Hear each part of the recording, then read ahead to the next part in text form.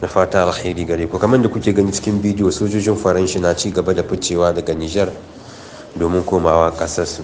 Gashi nan kamar da kuke gani makare da kayayyaki ga su nan suna ta hita, kwantina da manya-manyan motoci suna ta hita daga Nijar biyo bayan korar da gwamnatin mulkin soji ta yi musu. Kamar yadda kuke gani da kuma jajircewar 'yan ƙasa masu kishin ƙasa wanda suka nace dole sai sun bar Nijar. Ayarin farko kamar da muka bayani cewa nan wallan za su ci gaba da su ne za su fara tahiya. Gashi nan lalle sun fara hita kamar yadda kuke gani cikin guntun bidiyo. Mun ga sojawa sun fara ficewa, kuma na san su hukumomin Nijar sun ce ba za su buɗe iyakarsu da Benin ba, amma za su iya su fita ta kowace ƙasa bayan Benin. To yalla ya aka yi, wace hanya ce suke abin hita yanzu? Haka ne, sun fara hita kamar da na turo muku bidiyo, kamar da aka yi mini filmaji daga walam yadda sojojin faransa ke hita tare da rakiyar jami'an tsaron Nijar, saboda kun san saboda mutane dole sai an rake su, saboda mutane na iya far musu da jihe-jihe da kashe-kashe. Saboda kannan kuma lalle hukumomin Nijar sun ce ba za su bude iyakarsu da Benin ba, kewaye zasi sai sun kewaya su yi Burkina, daga Burkina su yi Togo, daga Togo su yi Lome, kewaye zasi. Lalle ba Nijar ta nace lalle ba za ta bude ba, kenan dole sai sun yi wannan kewayen, kuma sun fara hita cikin ikon Allah. Ayari na farko kimanin sojoji 400 kamar da kuke gani, motoci da kwantinoni da duka ga kayayyakin aikin su ga sunan suna ta hita cikin ikon Allah, insha Allah. Kuma nan da wani lokaci ma wasu su ma za su bi su. Ayari ne, mataki ne, abin bisa tsari duk za su tahi sannu duka za su kwashe kamar yadda suka yi a Mali, sannu yadda suka kwashe, insha Allah. Sai a ci gaba da ƙara nacewa akan addu'a, insha Allah. Addu'a ce. Godiya ta musamman ga al'ummar Nijar, 'yan kishin ƙasa, godiya ta musamman ga gwamnatin kwamitin ceton ƙasa na CNSP da dukkan al'umma gabaki ɗaya da ke ci gaba da bada gudunmuwarsu na ganin an samu cikakken inci, tabbataccen inci. Allah subhanahu wata'ala ya ƙara ba jami'an tsaronmu nasarori da kuma ɗaukaka. Allah subhanahu wata'ala ya ƙara kare jami'an tsaronmu dukkan da wasu makiya na cikin gida ko na waje. Allah subhanahu wata'ala ya ƙara ba mu zaman lahiya da kwanciyar hankali. Shugabanninmu na kwamitin ceton ƙasa na CNSP, Allah subhanahu wata'ala ya ƙara musu adalci da imani da kuma tausayin al'umma, da kuma tabbatar da ƙara zage damtse domin ci gaba da kishin ƙasa, domin ganin mun samu cikakken inci, tabbataccen inci, wanda a halin yanzu mun fara shakar iskan inci cikin ikon Allah, insha Allah. Assalamu alaikum wa rahmatullahi wa barakatuh. Ina muku fata alheri kwarai da gaske, da fata a yi juma'a lahiya. Lalle yau rana vendredi le 6 octobre 2023, lalle sun fara hita kamar da na iza muku.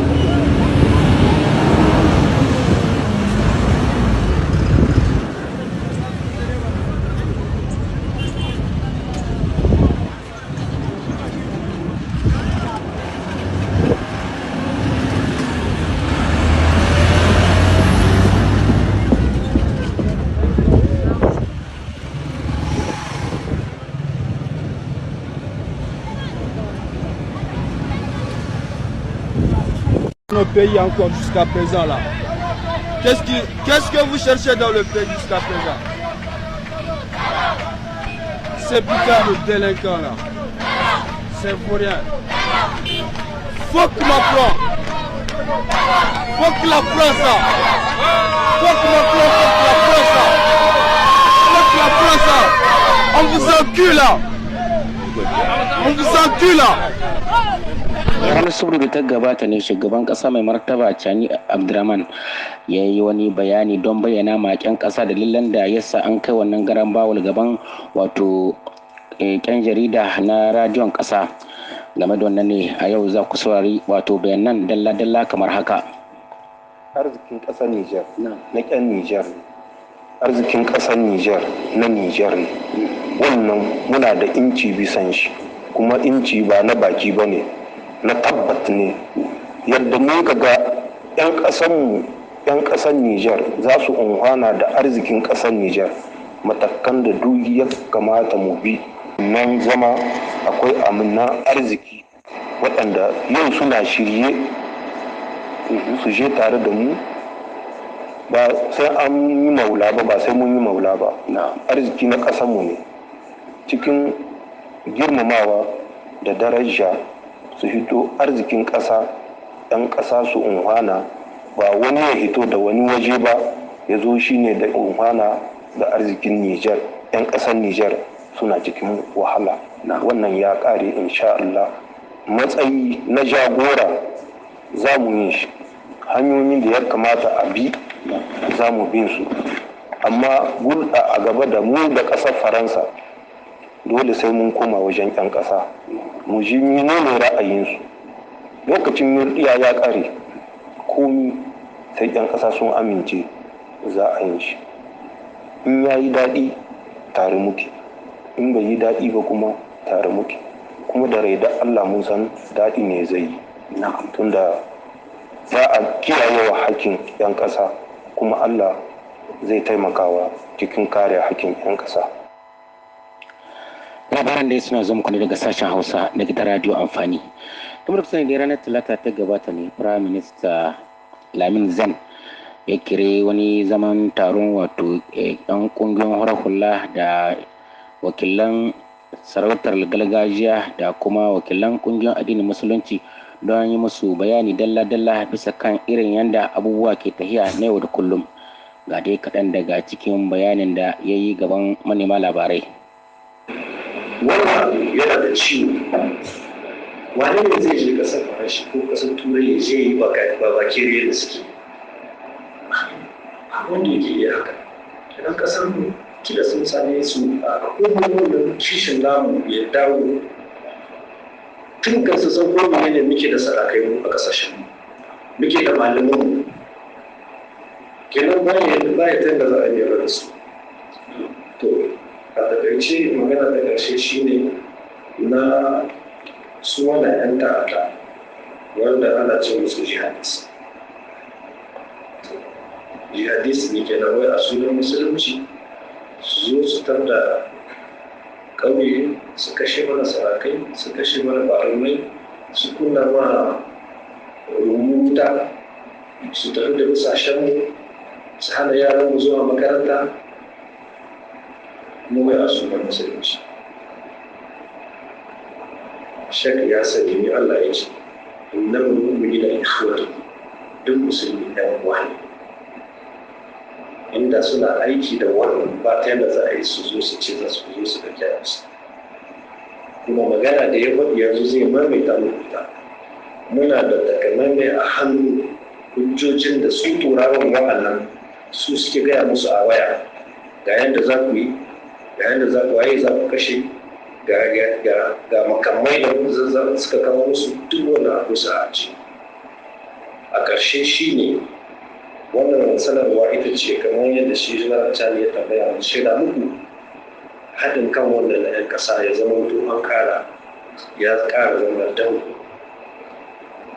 ya zama to yadda aka taho wani a yi wannan tafiya lokacin ya zo inda su waɗannan mutanen su za su rika zarwa cin rani kasan insha Allah. arzikin da yake kasanmu a yadda masana suka gaya na dutse wannan na arziki na cikin ƙasa wanda ya yi komi muhimmanci a duniya guda 18 a ƙasar Nijar akwai guda 13. Ruwa na cikin ƙarƙashin ƙasa ƙasar wannan ta Doso daga Tano ta har zuwa Tenere babu inda ya yi shi ruwa a cikin ƙasa. Wannan ma suna hangen shi. Wannan jihar wani ta yamma ƙarfi da yake cikin ƙasar nan ta sa ya kewayo har ya zo da aka kewaya wasu wannan akwai zinari, akwai diamond, akwai nauyi, akwai uranium, akwai man fetur, akwai gas. Wannan ba ta sani ya bace. Allah ne ya kawo sa a cikin ƙarƙashin ƙasar mu. Kuma kuka diba ma a bisa wannan kat ta kasashen Afirka a tsakiyar wannan da muke ba ban zaɓi Allah ya haka. Kuma ƙasar Nijar tana cikin kasashen da Allah ya mana wata baiwa wanda kai ko shugabannin ba su taɓa shiga hanyar kowa shine na faɗi kwanaki a cikin turanci tun daga jura hamani hazawar ƙarshe babu wani wanda ya taɓa shiga ra'ayin wani kuma ya tashi in bai kawo wani bayan shi abin da za a ci gaba bai taɓa buɗe baki ya kawo wata magana to ku ji wasu a nan guda uku wani shugabannin wanda suke daga waje suke neman a kawo muhalli makwabtan mu na benin ya yi zancen su can Cote d'Ivoire da shi can na Senegal mini ne kan wanda mutane su shi ne wanda mutane ɗan benin su ma an uwa ne ba amma shugabannin kawai saboda bature ya ce ku yi kawai ku zo ba ga wasu mu da ƙasar mu ba mu shiga hanyar ku ba da Allah wani abu mutane ku ba ba zancen siyasa a ciki abu ne da kawai kasar mu ce Allah ya kawo ya samu a ciki Allah ya mana mutane masu mutunci to kawai dan dai wani lokaci ya zo an bai saki hanya an zo an sun shigo sun addabe mu kuma yanzu lokacin da ku ya yi shi kenan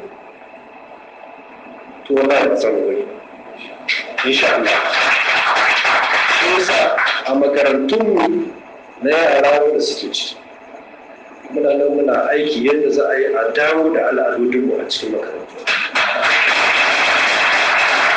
yaran a dawo da su a koya musu yadda mu aka koya mana muna kankana wanda aka bari ya zama to duk abin da ya cancanta karatunmu wanda muka san shi da al'adun da na addini a koya ma yaro su tashi da shi